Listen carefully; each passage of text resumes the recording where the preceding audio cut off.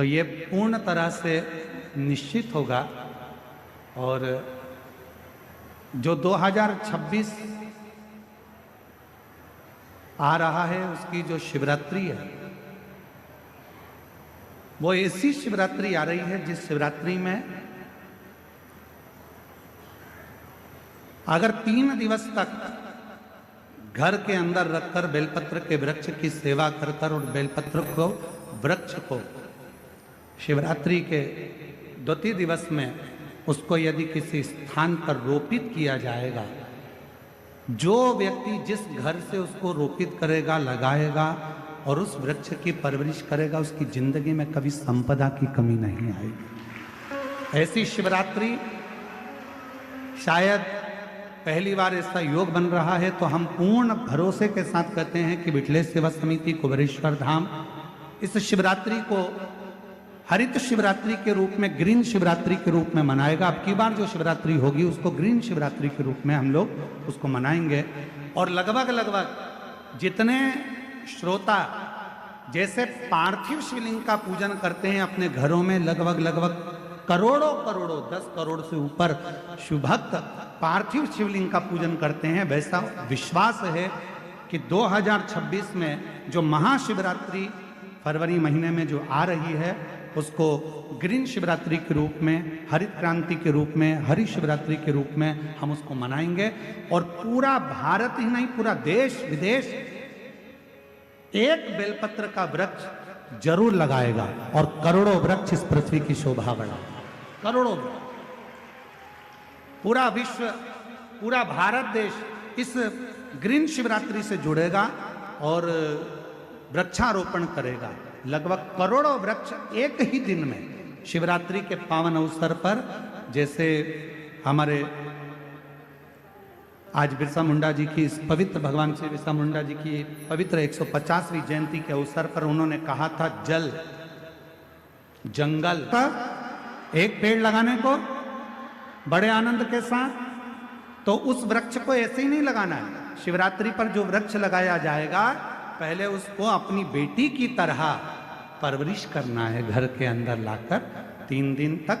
और पूरा क्रम शंकर जी के साथ जैसे बेटी के मंगल विवाह का होता है, ऐसा शिव के साथ में पाणी ग्रहण संस्कार का भाव रखकर उसका खूब पोषण कर कर और फिर शिवरात्रि के दिन बाबा देवाधिदेव महादेव से कामना कर कर कि बाबा मेरी सुख समृद्धि लक्ष्मी वृद्धि करना, वैभव देना।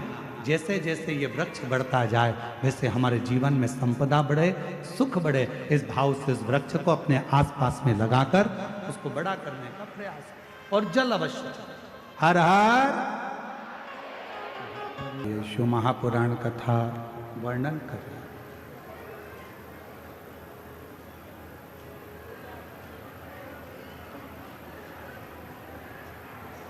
रावण भाव से भगवान शिव को नहीं भज पाया, केवल शिव को प्राप्त करा तो उसने ताऊ से प्राप्त करना। ये बाबा देवघर की जो पवित्र धरा है, जो देवघर में बाबा देवाधिदेव महादेव जो विराजमान है, वो मां सती के हृदय पर शिवलिंग विराजमान।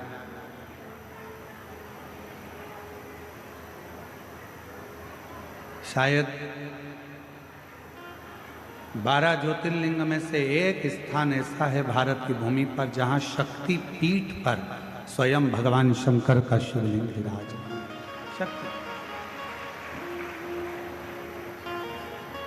शिव कथा का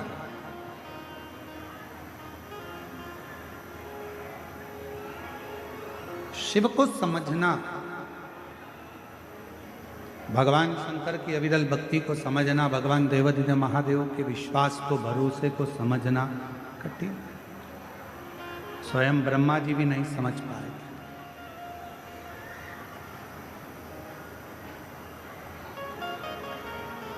ब्रह्मा जी के भीतर थोड़ा सा अहम, ब्रह्मदेव के भीतर थोड़ा सा अहंकार आ गया कि ये रचना मैंने करी है, ये रचना करता मैं हूं।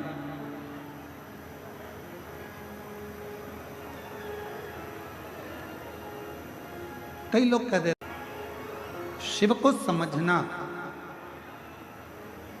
भगवान शंकर की अविरल भक्ति को समझना, भगवान देवाधिदेव महादेव के विश्वास को, भरोसे को समझना कठिन। स्वयं ब्रह्मा जी भी नहीं समझ पाए।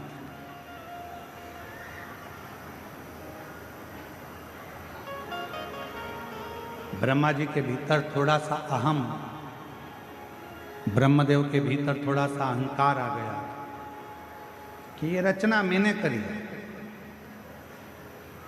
ये रचना करता मैं हूं।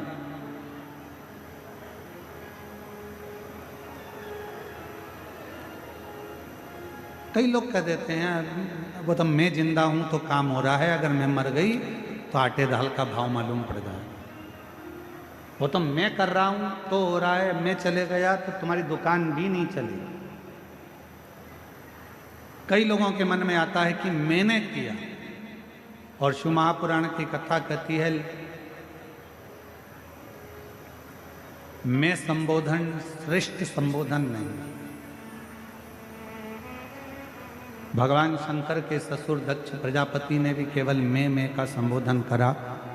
मेरा भवन, मेरा राज्य, मेरा नगर, मेरी बेटी, मैंने करा, मैंने करा, मैंने करा। आखिरी में फिर हुआ क्या कि दक्ष प्रजापति का सिर कटा, और दक्ष प्रजापति का सिर कटकर आखिरी में फिर बकरे का सिर लगा, और वो बकरा मैं करता। अच्छा करें, मत बुरे कर्म कर वरना पछताएगा।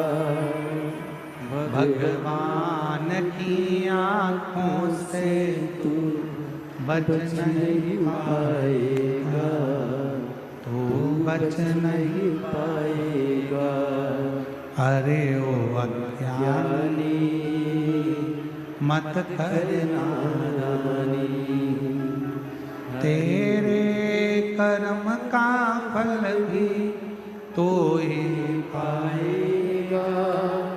जैसा किया तूने तेरे आगे आएगा। मत बुरे कर्म कर बंदे वरना पछताएगा। तू बच नहीं पाएगा। ब्रह्मदेव के मन में अहमता उत्पन्न हुई, ये रचना मैंने करी।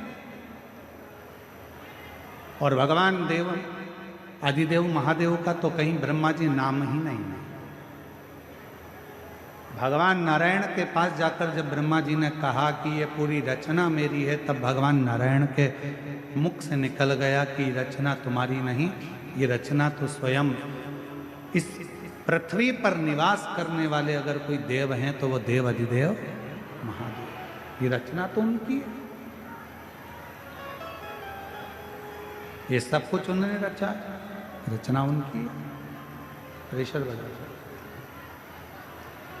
ये आपकी रचना नहीं है, ये उनकी रचना। ब्रह्मा जी ने कहा मैं मानता नहीं। एक बड़ा सा पर्वत, उस पर्वत को भगवान ब्रह्मा और भगवान विष्णु ने घुमाना प्रारंभ करा कि हम जाने कि सृष्टि का रचना करता कौन है, आखिर शिव कौन है।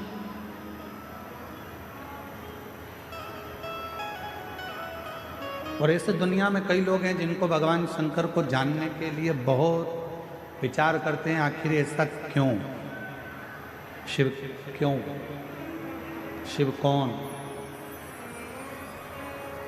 और निवेदन में ब्रह्मा ब्रह्मलोक के देवता हैं,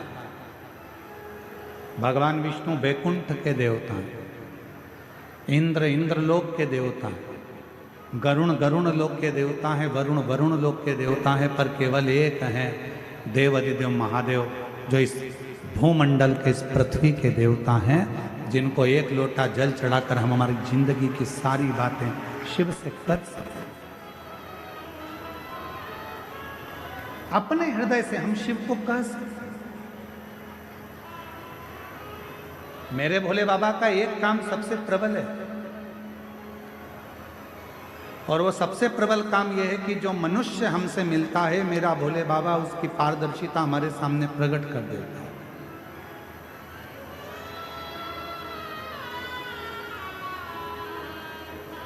मेरे शंकर वो पारदर्शिता प्रकट कर देते हैं। किसी भी व्यक्ति से जब आप मिलेंगे, जो शंकर भगवान को एक लोटा जल चढ़ाने वाला होता है, शिव को जल चढ़ाने वाला होता है, श्री शिवाय नमस्तुभ्यम बोलने वाला होता है, जो शंकर का गुणगान करने वाला होता है, शिव नाम लेने वाला होता है, जब वो किसी भी व्यक्ति से मिलता है, चाहे मेरी जीजियाँ हों, मेरे जीजा हों, मेरी बेटियाँ, मेरे बेटा, मेरी माताएं, मेरे बुजुर्ग माता पिता हों, आप अगर शंकर भगवान को एक लोटा जल चढ़ाते हो तो आप किसी से भी मिलोगे तो आपके सामने जब मिलोगे तो दो चीजें सामने आ जाएगी। जिससे मिल रहे हो, या तो उस व्यक्ति का अहंकार तुम्हारे सामने आएगा या उस व्यक्ति का संस्कार तुम्हारे सामने आएगा। सामने जब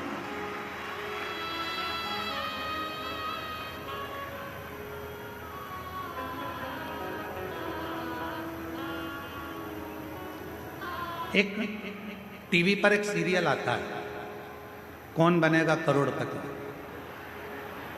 अरे बोलो तो जम के, सही है कि गलत है?